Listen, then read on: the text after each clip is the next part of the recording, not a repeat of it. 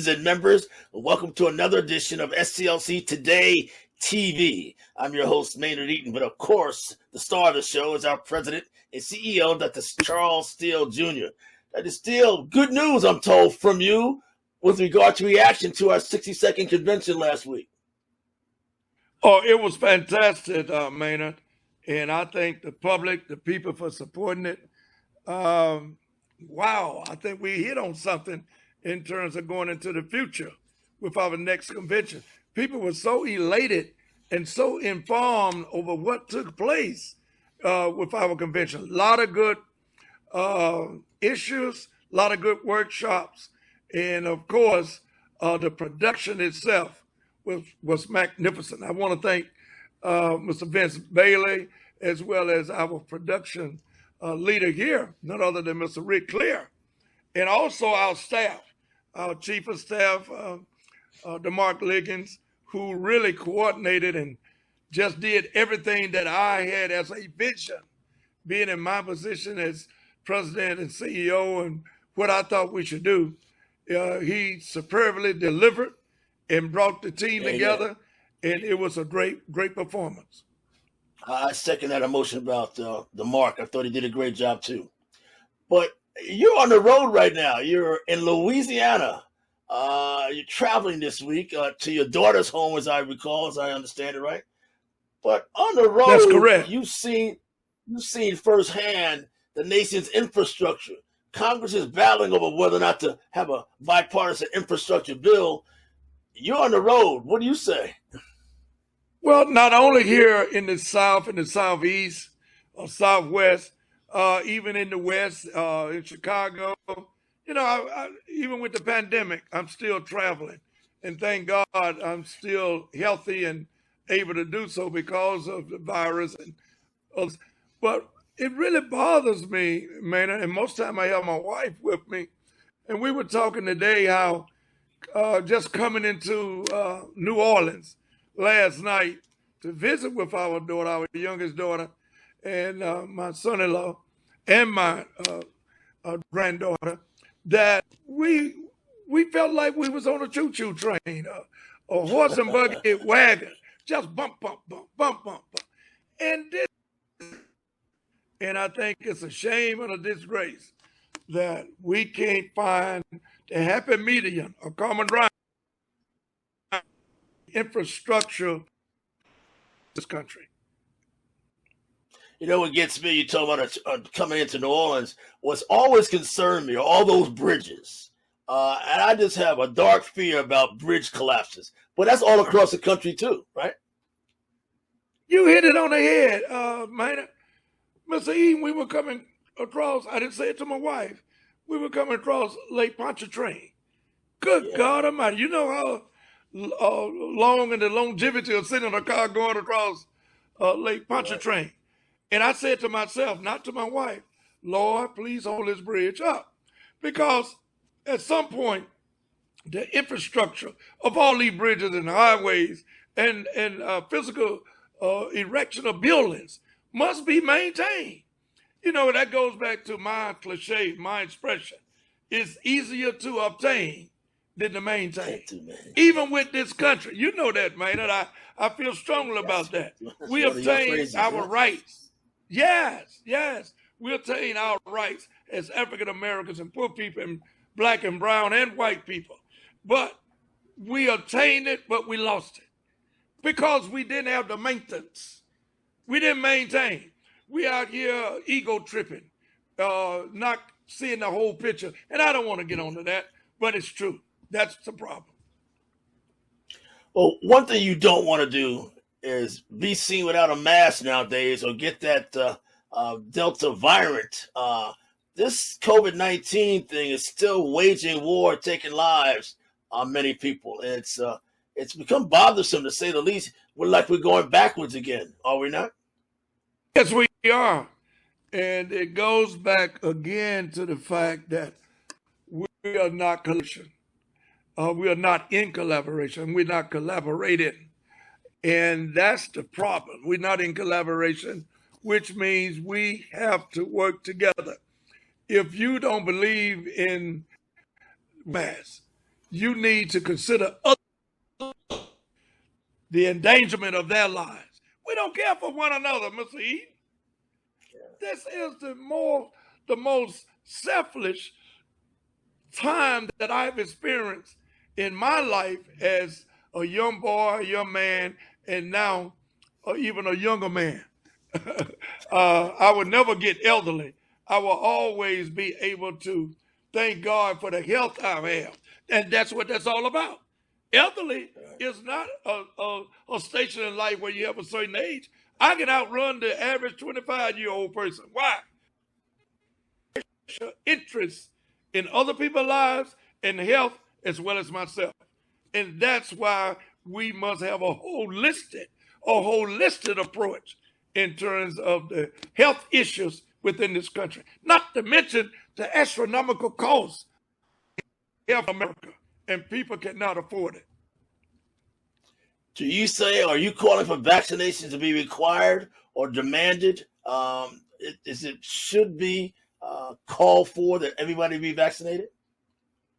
Well, first of all, I believe that everyone should be fair with each other.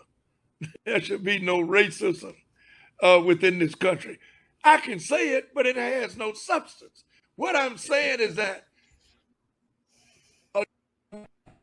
miles start with the first step. What's the first step? Love, caring, and even before that, be permitted and be understanding that America has never been healed. We have to be healed.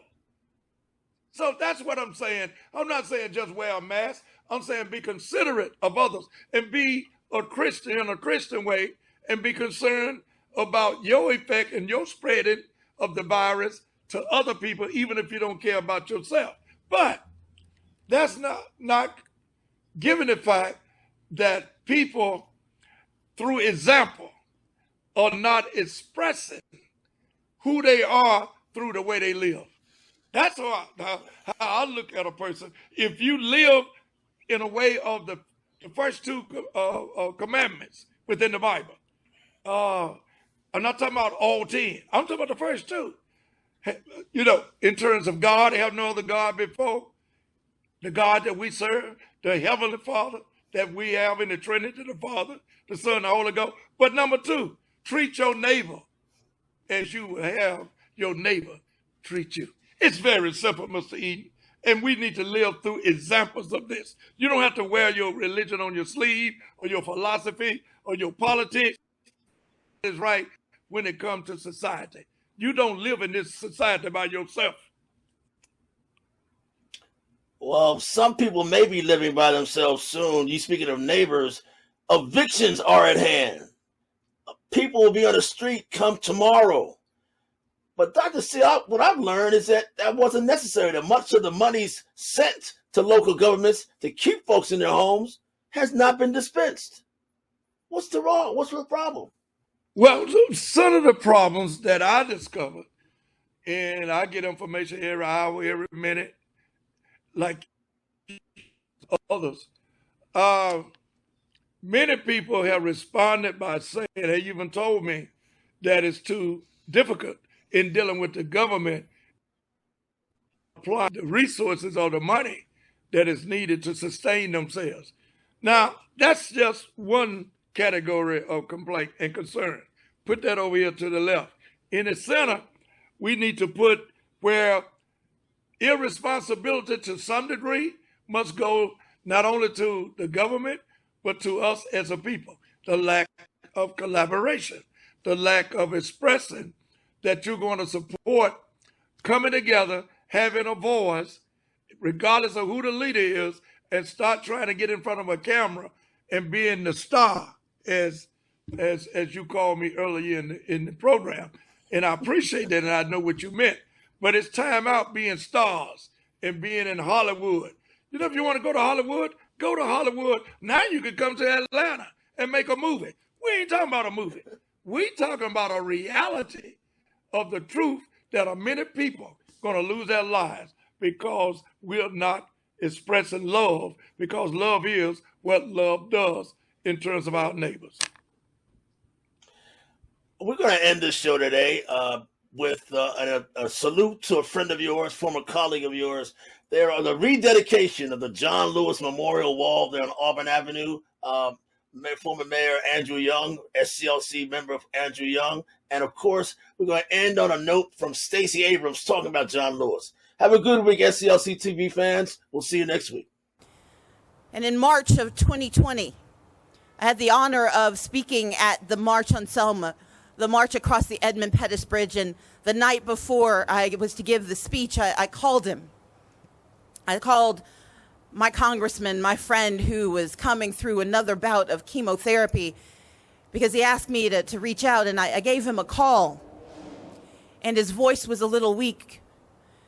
His voice was a little tremulous, but his spirit was strong, because in that moment, he understood that in 2020, the march across the Edmund Pettus Bridge needed to be lifted up yet again, because he understood that that march had never really ended, that the march for freedom, the march for the right to vote, the march for justice had never truly ceased, because we are still fighting for access. We are still fighting for our voices. We are still fighting for a democracy that we have been promised for more than 240 years. And as I listened to him on that call, as he talked to me about what he wanted me to say, there wasn't a lot of advising. It was more just sharing, because he said he loved America.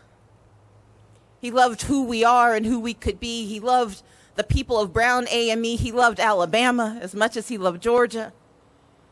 But he loved the promise of what we could become.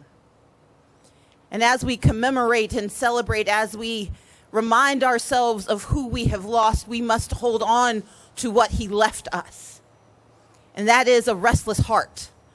A restless heart that believes that climate change is real and that it will affect the least of these harder than anyone, and so we must fight for climate action. He believed that poverty is a sin and that we should lift up, especially the youngest among us, and he would be celebrating the slashing of poverty and demanding that we do more. He would know that evicting people from their homes as the Delta variant sweeps this state and this nation is wrong, and we must do right by our people. He would tell us our restless hearts must demand action on the For the People Act and the John Lewis Voting Rights Advancement Act, because that's what he lived for, that's what he died for, and that is what he is still praying for us up in heaven. I am here to celebrate my friend John Lewis, because if I am half the person he imagined we could be, then we are all better people for it. And so I ask you to join me in a moment of memory of not just a hero, but someone who is the best example of humanity we have been graced with in so many years. My friend, our congressman, and our dearly beloved brother, John Robert Lewis. Thank you. Hello, I'm Charles Steele Jr., President and CEO of the Southern Christian Leadership Conference. We want to talk to you today about joining our campaign for love and light. As Dr. King said, hate cannot drive out hate. Only love can do that. Darkness cannot drive out darkness. Only light can do that. Won't you join our Love for Light campaign? Because love is what love does.